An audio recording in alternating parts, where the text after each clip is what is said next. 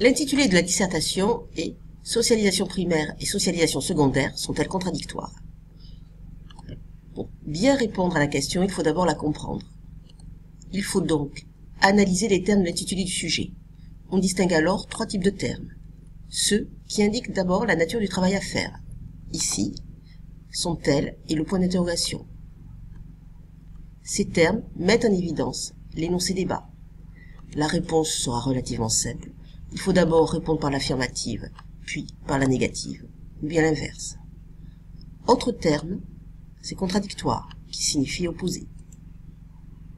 Il faut ensuite relever les termes du domaine de connaissance. Ici, le terme essentiel est socialisation. C'est le processus par lequel la personne humaine apprend et intériorise tout au cours de sa vie les éléments socioculturels de son milieu, les intègre à la structure de sa personnalité sous l'influence d'expériences et d'agents sociaux significatifs, et ainsi s'adapte à l'environnement social dans lequel elle doit vivre.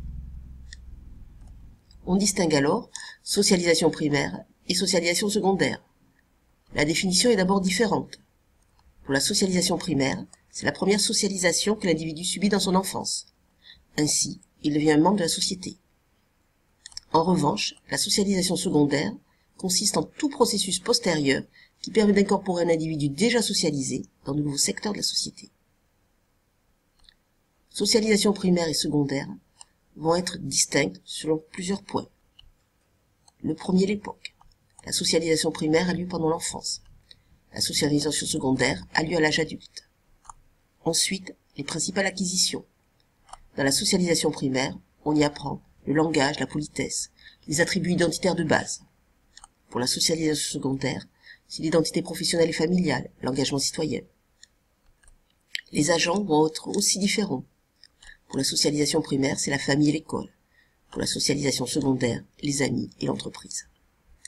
Enfin, dernier type de termes, ceux qui indiquent les pays et les époques. Ici, il n'y a pas de bornage explicite. En revanche, on peut effectuer un bornage implicite et prendre en compte uniquement les pays et les époques où il peut y avoir une multiplicité d'agents de socialisation, par exemple la France aujourd'hui. On peut alors reformuler le sujet. Les méthodes de socialisation, les agents de socialisation et les éléments appris de la socialisation primaire et de la socialisation secondaire se renforcent-ils ou bien s'opposent-ils? Il faut ensuite mobiliser les connaissances nécessaires pour répondre à la question. Ainsi, on distinguera deux types d'agents de socialisation. Ceux dont l'influence est directe. C'est une des fonctions explicites de ces agents, la famille, l'école, la religion. Ceux dont l'action est indirecte. Certes, ils contribuent à la formation de l'individu, mais il n'y a pas une volonté explicite de socialisation. Par exemple, le groupe de pairs, les médias, les clubs, les associations. On peut aussi distinguer les méthodes de socialisation. D'abord, des méthodes traditionnelles, par exemple, l'application de récompenses et de punitions, mais aussi la répétition. Ensuite, les méthodes modernes. On distingue alors l'observation et l'imitation, de l'expérimentation et de l'interaction. Ensuite, on peut aussi mettre en évidence les éléments appris lors de cette socialisation, c'est-à-dire la culture. On parlera alors de valeurs et de normes, mais aussi de statuts et de rôles. On peut alors élaborer une problématique. La socialisation primaire est-elle la seule socialisation influençant l'individu? Ou bien, la socialisation primaire et la socialisation secondaire vont-elles dans le même sens? Derrière, la question est de se demander si l'individu est totalement déterminé par la famille, ou bien s'il a une marge de liberté.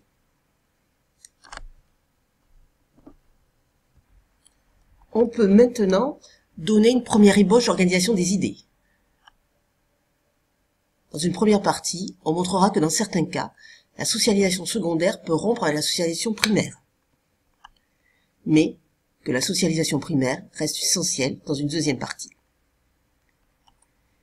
Pour trouver des arguments, on va alors analyser les documents. Le premier est une interview d'Édouard Louis dans Le Monde, de décembre 2016. Édouard Louis est un transfuge. Né dans une famille très pauvre de Picardie, il est diplômé de sociologie de l'ENS et a publié un livre vendu à 300 000 exemplaires. Il appartient donc aujourd'hui à l'élite cultivée. Les caractéristiques de son milieu d'origine, un petit village du Nord où le taux de pauvreté est fort, très éloigné de la culture dominante. On voit aussi les caractéristiques de la culture d'origine d'Édouard Louis. Les pratiques culturelles, il ne lit pas, car il n'y a pas de livre chez lui, mais aussi la haine de la culture légitime, celle développée à l'école.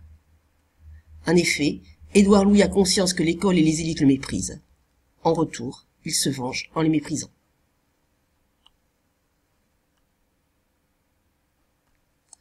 Édouard Louis va alors partir au lycée à Amiens. Il va se transformer.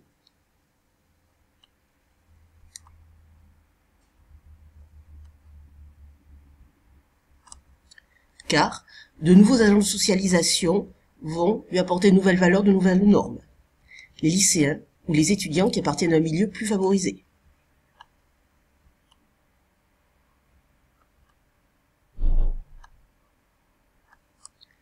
Il y a donc de nouvelles pratiques culturelles, la manière de s'habiller, de s'appeler. Il passe d'Édith à Édouard, mais aussi de parler.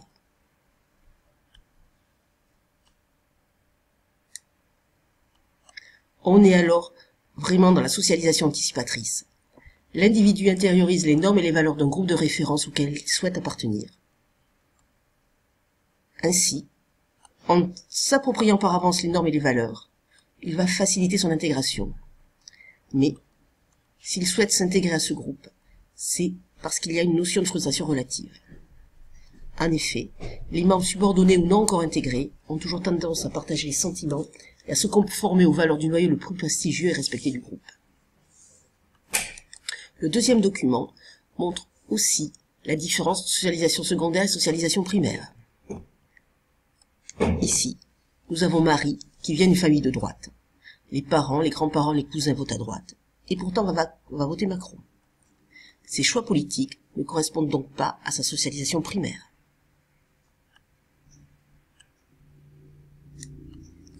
En effet, si la jeune fille ne souhaite pas reproduire les comportements politiques de ses parents, c'est qu'elle veut choisir en réfléchissant avec ses amis. C'est la socialisation secondaire.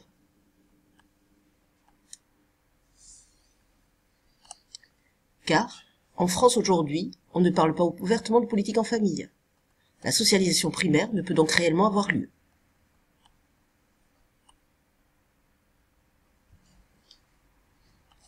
Mais, si elle s'intéresse à la politique, c'est parce que la socialisation primaire a une influence sur Marie. Non pas sur le choix politique, mais sur l'intérêt en politique. Si elle s'intéresse à la politique, c'est parce que ses parents lui en ont donné le goût. La socialisation primaire reste donc importante.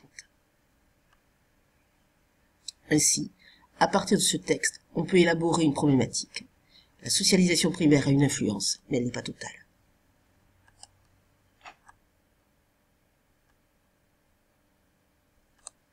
Ce changement d'opinion politique s'explique par de nouveaux agents de socialisation, le lycée, mais aussi la famille élargie.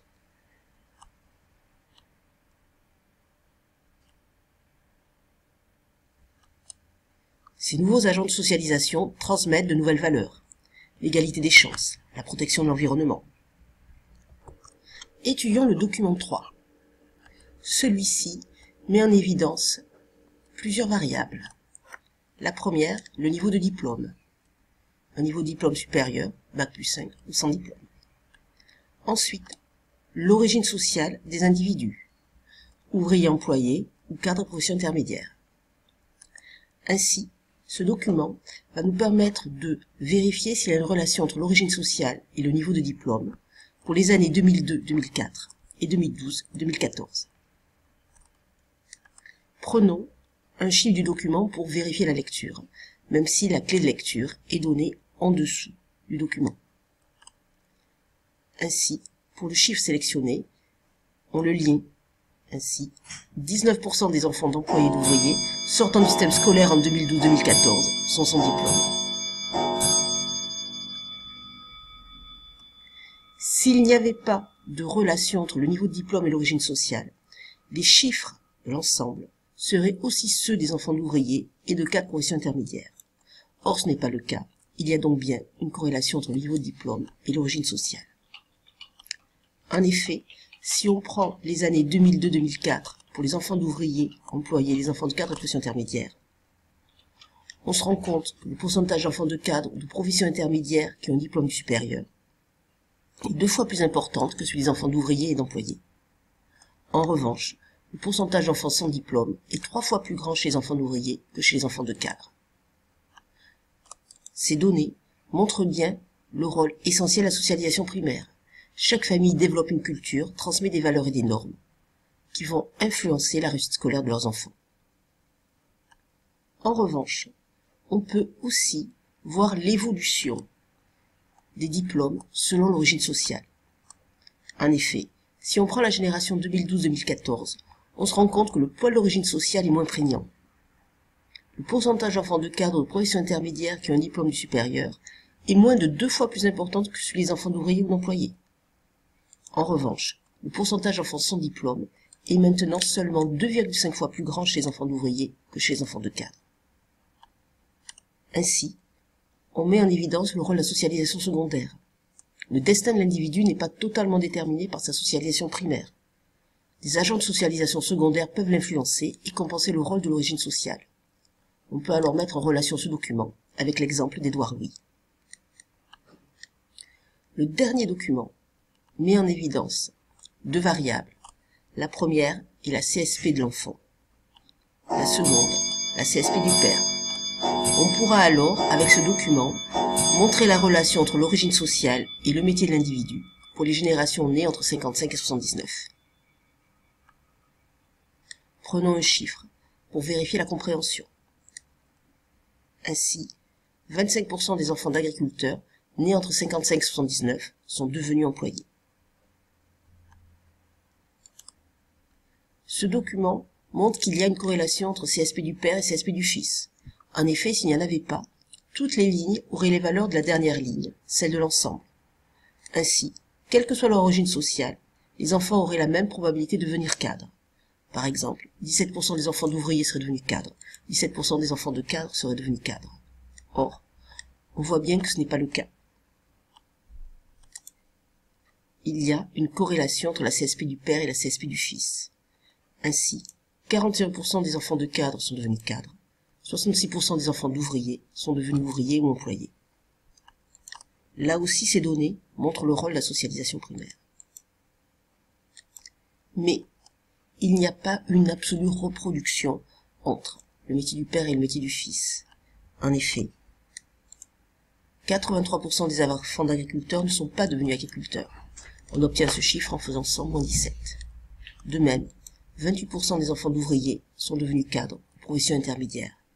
Le déterminisme social est donc à relativiser. Ce document permet de montrer ainsi l'influence de la socialisation secondaire. Le destin de l'individu n'est pas totalement déterminé par sa socialisation primaire. Des agents de socialisation secondaire peuvent alors l'influencer. Maintenant que l'analyse des documents est effectuée, on peut travailler sur l'organisation des idées. Dans une première partie, on montrera que certains exemples, comme celui d'Édouard Louis, prouvent que la socialisation secondaire peut rompre avec la socialisation primaire. Cependant, la socialisation primaire reste essentielle et la socialisation secondaire doit être cohérente avec la socialisation primaire. Dans cette première partie, où on va montrer que la socialisation secondaire peut rompre avec la socialisation primaire, on va d'abord montrer que les agents de socialisation sont multiples, les amis et les entreprises, mais que ces agents de socialisation véhiculent des cultures différentes. Et donc, les individus comme Édouard Louis ou Marie peuvent réaliser des choix. Ainsi, il peut y avoir une socialisation anticipatrice. La socialisation secondaire va alors rompre avec la socialisation primaire. D'abord au niveau politique, on reprendra l'exemple de Marie, mais aussi en termes d'études. C'est le cas d'Édouard Louis du document 3. Et enfin, en termes de destin social, le document 4, mais aussi l'exemple d'Édouard Louis. Dans la seconde partie, on démontrera que, malgré tout, la socialisation primaire reste essentielle, car la socialisation secondaire ne fait que renforcer la socialisation primaire. En effet, la socialisation secondaire peut jouer, mais uniquement si elle est en cohérence avec la socialisation primaire. C'est l'exemple de l'intérêt pour la politique de Marie dans le document 2. Car la famille reste le premier agent de socialisation, d'abord chronologiquement, mais aussi en termes d'importance.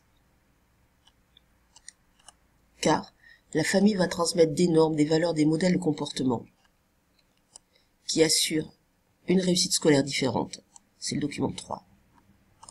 Et donc, un choix de l'emploi particulier, c'est le document 4. En introduction et conclusion, il va falloir, comme d'habitude, trouver une idée d'accroche. On peut pour l'introduction prendre une information tirée d'un document, et notamment l'exemple d'Édouard Louis, ou bien une idée d'actualité, par exemple les derniers résultats de l'enquête PISA qui montrent qu'en France, il y a une forte corrélation entre le niveau scolaire et l'origine sociale. Pour la conclusion, là aussi, on peut faire référence à une connaissance du cours, par exemple le rôle du réseau social dans l'obtention d'un emploi, ou bien une idée d'actualité, le lien actuel entre l'origine sociale, le diplôme et le chômage.